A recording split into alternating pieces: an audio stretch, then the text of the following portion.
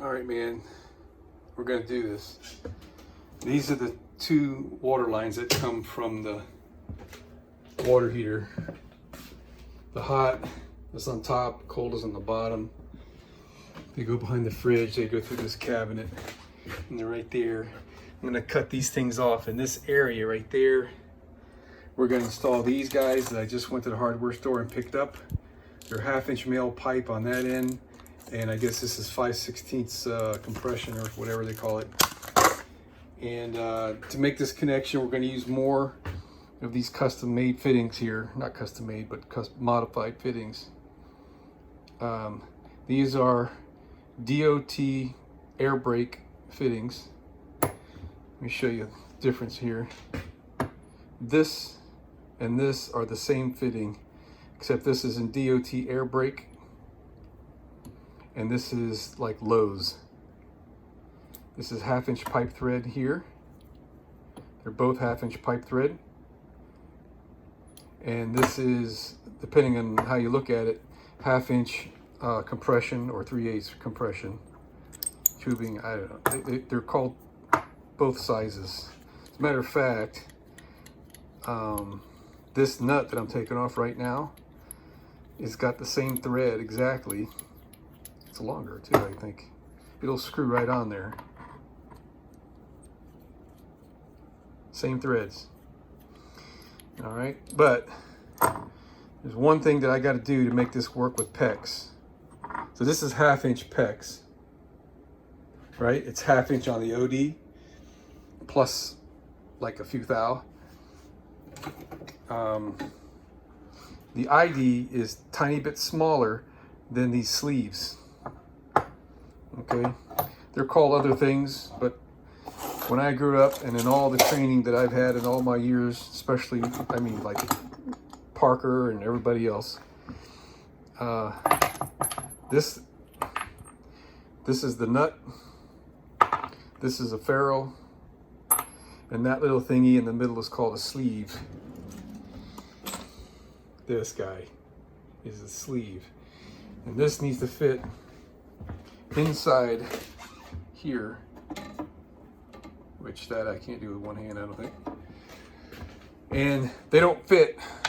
DOT air brake uses plastic tubing that is about 15 thousandths or so larger on the ID than this. I mean, it's the same kind of plastic, or very similar anyway.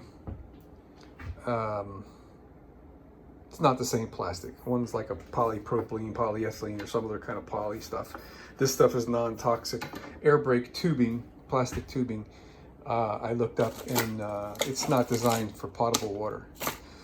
That's why we use the PEX. Hold on a second. Yeah, right. Okay, I just tried this. You can't even force this. I can't even force it into the PEX. I mean, I would have to like really jam it in there. I did this before. I did force it in there, and it swells the hose, the tube outside diameter, just enough that the ferrule won't slip over it. So what I got to do is I take a punch and I tap this out of the fitting, which I've already done on this one. Okay, and then I take this guy and I force it through into a hole in a piece of steel that I made, and it crushes this thing on the outside diameter just slightly. And I'm telling you, it's like 10 thousandths of an inch or something is a difference.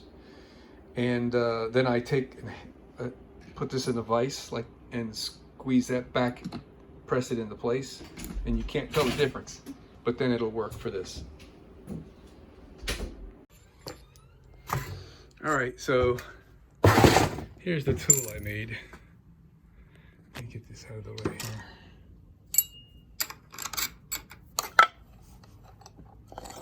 I don't think I'm gonna be able to do this. Oopsie. With one hand. All right, here we go. All right, so this was drilled,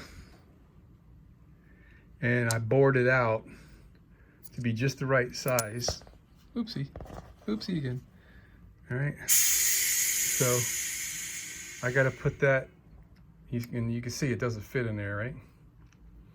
Put that in the vise and squeeze it all the way in there.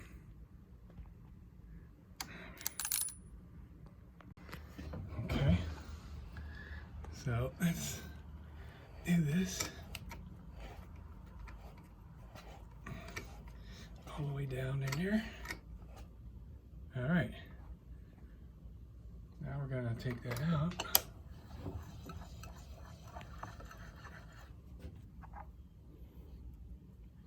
Okay, and we use this guy to drive the thing out.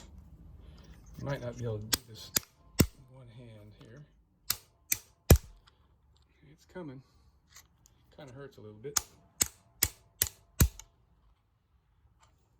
Be easier with a hammer.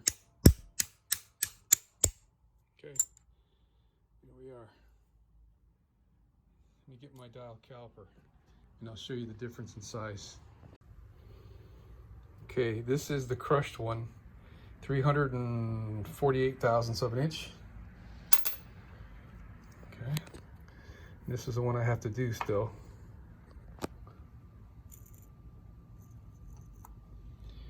.370, or 369-ish.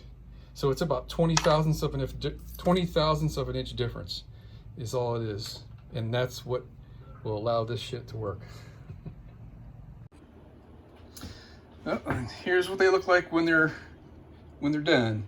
To the eye, you can't tell the difference between this and how it was originally, but it'll fit inside there now.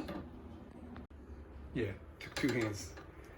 Okay, fits right in there. So now, you got to cut these things off. And I think what I'll do is I'll use some thread sealant. I mean, this already has thread sealant on them. I mean, this is going to be airtight. But I just have to use some of this True Blue on there. I'm gonna attach these to the valves first, and then we'll go ahead and do the compression fittings next. All right, this is the valve set that we've got. It's the same one that's in the house, and Barbara likes it, so I told her just get the same darn one. It wasn't real cheap, but it's pretty good stuff. So it includes these hoses that come out of it, and it gives us the luxury of connecting right in this area. So I gotta decide how I want to do this. I was thinking of staggering them kind of like that, just so that they lay a little bit better. But then the two hoses are going to be different lengths, the two black hoses. If I put these side by side, they're just not gonna, I guess I could do something like that. I don't know. Yeah, we can put one facing up and one facing down. Then they'll be right side by side with each other. I think I'll do that. Oh, I've been calling this PEX. It's really shark bite. Same thing. Oh, I stand corrected. This is 3/8. I had my things backwards. This is 3/8 shark bite. It measures a 1/2 inch on the outside diameter. It's 3/8 on the inside. The compression fittings are called 1/2 inch, because I don't know why. I'll take that. All right. We are ready for a full system pressure test. Well, 99% full. All right. Hold on. You shouldn't do that, I don't think. It's drawing a suction over here. Oh no. We're open and we're open. Okay. And we're open. So we're okay. Yeah. It's just filling up the accumulator. No, wait a minute, it's not. It's going back to tank. There we go. Yeah. Should not be doing this.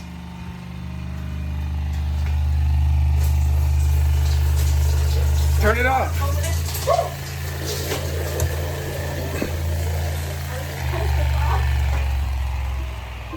Shower. Yeah, I'm trying to close the valves, but I can't just move my hand.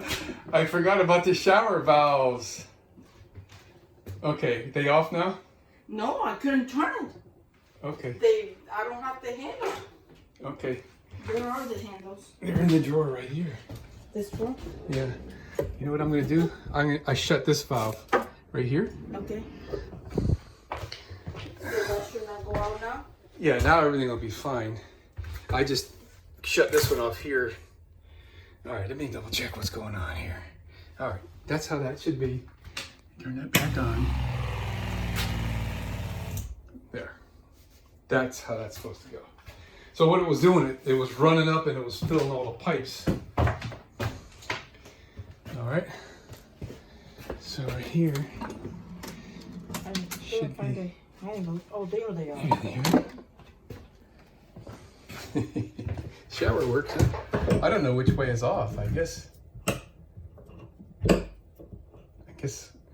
Oh, I gotta take the screw out to get this on all the way to find out what position this is, because it's got stops.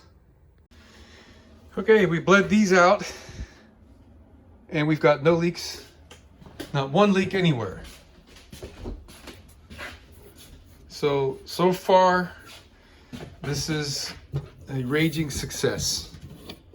Water heater is full. This is essentially done now. Just don't know if I'm going to use these wires, some kind of indicator light for the water heater. I don't know if the light comes on when it's hot, or if the light comes on when it's heating. I don't know how it works. I haven't read on the instructions, but we're all good here, man.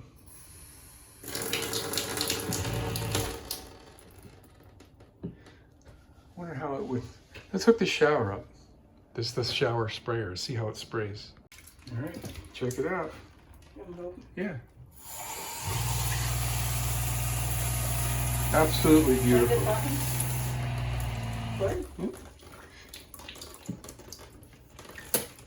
This little button thing is leaking, which is not a big deal really. And that's leaking because I don't have any thread sealer on it and I didn't tighten it. I turn it off. Okay, fabulous. And the height is just perfect. The shower doesn't hit the shower head won't hit the floor. Mm-hmm. If we drop it, it'll just bounce off the hose. That I actually thought of when I set the height for that, as high as I could go. I guess a little bit of luck too. All right, so now I'm just gonna tip this to drain the water out of it.